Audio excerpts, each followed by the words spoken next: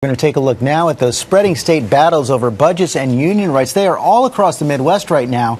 In Ohio, officials locked thousands of protesters out of the State House yesterday as demonstrators continued to pack the Capitol in Wisconsin and began to gather in Michigan. In Indiana, the fight is over for now because Democrats walked out Tuesday and the deadline passed to consider legislation restricting collective bargaining. And of course, this all comes as Washington is just about a week away from a possible government shutdown. Funding runs out next Friday. Here to talk about all that this morning is the co-founder of the Senate Tea Party caucus, Rand Paul of Kentucky. He also has a new book out called The Tea Party Goes to Washington. Thanks for coming in. Good to be with you, this morning, George. Senator. You know, the Tea Party has inspired a lot of these budget battles in states and these efforts to restrict the collective bargaining rights of public employees, unions. But there's a new poll out in USA Today this morning showing that by a 2-to-1 margin, Americans favor keeping those collective bargaining rights. And we've seen these protesters all across the Midwest. Do you think you might have sparked a backlash here? Well, I think the interesting thing is that I don't think the Tea Party started this. I think circumstances did. You know, the circumstances are that we're in a recession. There's less money coming into state treasuries, less money coming into Washington. So I don't think we started the battle, but we're the ones pointing it out. Yeah, we're pointing out that we've got a real debt crisis, and I think it gets worse before it gets better because there really is a problem. States don't have the money to spend things the way they used to. But I think a lot of people look at this and say, okay, and especially in Wisconsin, we've seen the public employees say, wait, we'll pay more for our health care and pensions, but you can't take away our rights. Have the governors here gone too far?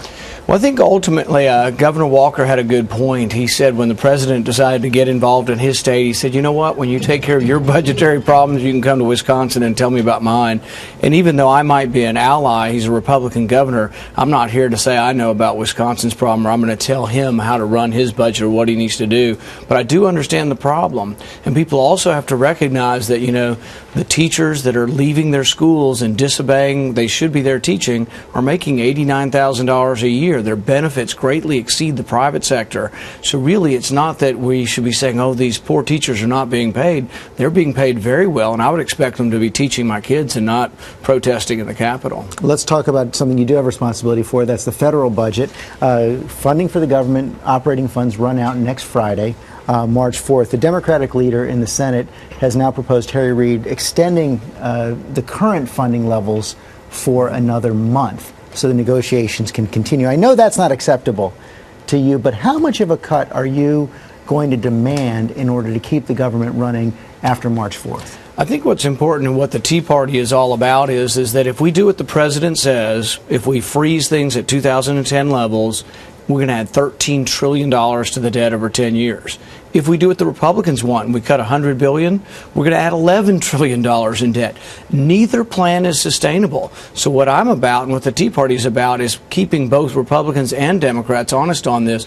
You have to cut enormous amounts. You have to do much more than anybody has proposed, but the alternative is that we'll bankrupt the country. So unless they go further, even for a temporary extension, you're going to vote against it? Yeah, you have to do much more. We're not even close. See, what they're talking about, George, is they're talking about freezing this much of the budget, non-military discretionary spending. They're not looking at military, which they will have to look at military spending if they're serious about the budget, and they have to look at entitlements. In the next week or two, I'm going to present a plan to reform Social Security where it will be solvent in perpetuity. But the way you do that is you will have to link the age of eligibility to longevity. Which means basically raising the retirement you will age. have to gradually do that. That's the only way you fix the entitlement programs. And will you be willing to hold your own state to these standards? You know, in the Daily Beast yesterday, Paul Begala pointed out that Kentucky gets about far more from the federal government than they give out. They get $1.51 from Washington for every dollar in federal taxes paid. In your time as senator, are you committed to bringing that ratio down? Well, the thing is if we could spend ourselves into prosperity, if spending more money in each state were somehow making us richer, think how much better we would be. We've been getting more money in Kentucky for years and years, but we still have a poverty problem. Think of Washington, D.C. We spend $20,000 per student on education there, and yet still the education system in Washington, D.C. So you'll bring that number down? I'll bring all the numbers down. It has to. I don't have a choice. We don't have a choice as a country. The alternative is we destroy our currency paying for a massive debt. You can either tax people, or you can borrow, or you can print the money to pay for the debt. But we're at a point where as we accelerate the printing of money to pay for the debt, you could destroy your currency. It's happened in other countries. In the book, you also write about what you call a conservative foreign policy. And you have some tough words for your own party. You say Republicans treat war like Democrats treat welfare. I know you want to restrict defense spending and foreign aid, but what guidance do your principles provide in a situation like what we're seeing now in Libya, when you've got Gaddafi unleashing a massacre of his own people? Would you go in and try to, for example, set up a no-fly zone so he couldn't do that with his war plans? I think when we go to war, as Americans, we should go to war reluctantly. It should be the most important vote that we ever make, and that we should never do it just on the spur of the moment. We should have a grand debate. And if I vote to go to war, it'll be because I think my children should go to that war. So you wouldn't act now?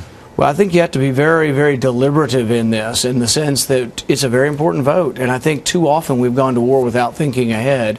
And I won't vote to go to war unless I would send my kids there or I would go myself. There are always wars around the world, and we have to be careful for financial reasons, but also because when you send young people into war, you shouldn't do it without really careful thought. Okay, Rand Paul, thanks very much. The book is called The Tea Party Goes to Washington. Thank you, George.